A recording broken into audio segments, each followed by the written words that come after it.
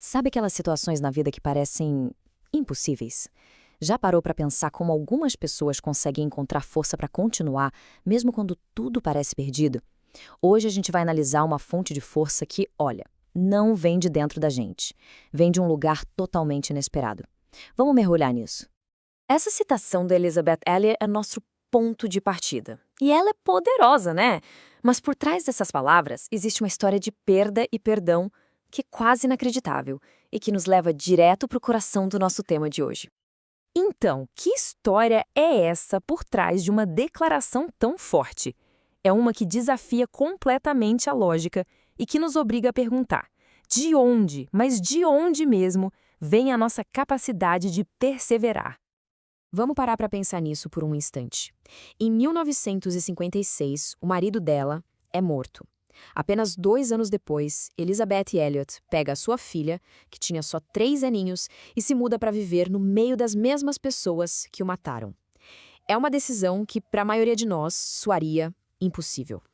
A pergunta é inevitável, né? De onde veio essa força? Com certeza não foi uma força comum. A resposta que a própria Elizabeth dá aponta para algo que o apóstolo Paulo escreveu séculos antes, numa situação que era igualmente desesperadora.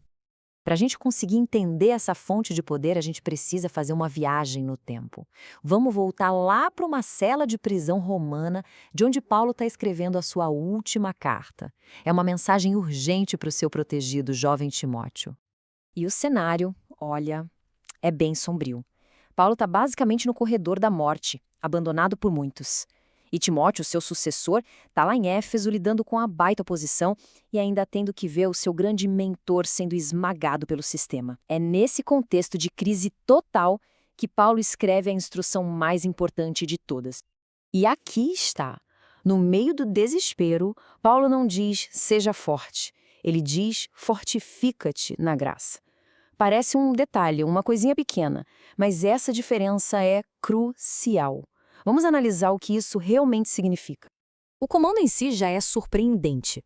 Ele não apela para a força de vontade de Timóteo, sabe? Ou para a coragem que ele deveria tirar de dentro de si. Não. Ele aponta para fora. Agora, um detalhe que pode parecer técnico, mas que muda tudo, é a gramática.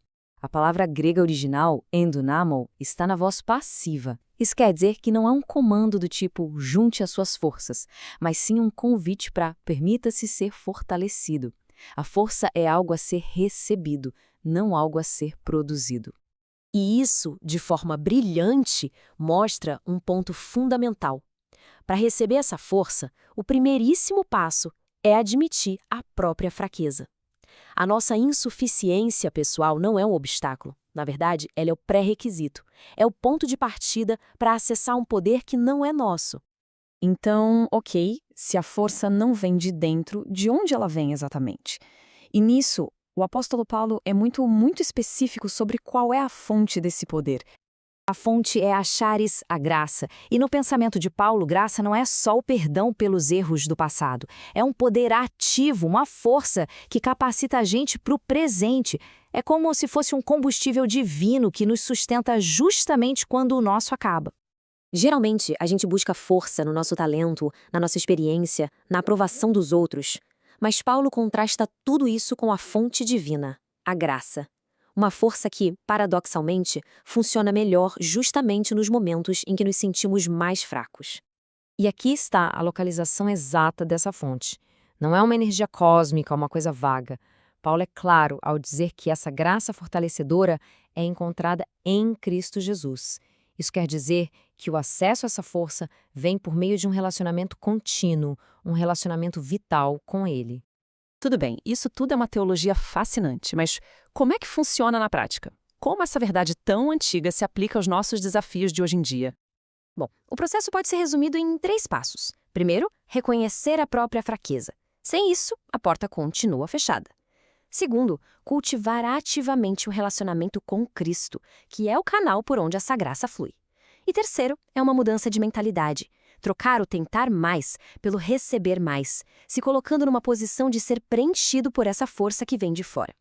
E isso tudo nos traz de volta a nossa história do começo. Esse trecho de hino era um dos favoritos de Jim Elliot, o marido da Elizabeth. Anos depois, Foram exatamente essas palavras que descreveram a experiência dela. A força não vinha dela, mas era dada a ela na medida exata da sua necessidade. Então, o ponto crucial é este. A análise de hoje nos deixa com uma pergunta para reflexão. Em meio aos desafios, às pressões e ao cansaço, onde é que cada um de nós está buscando força? Em recursos que se esgotam, que uma hora acabam, ou numa fonte que se renova justamente quando mais precisamos dela?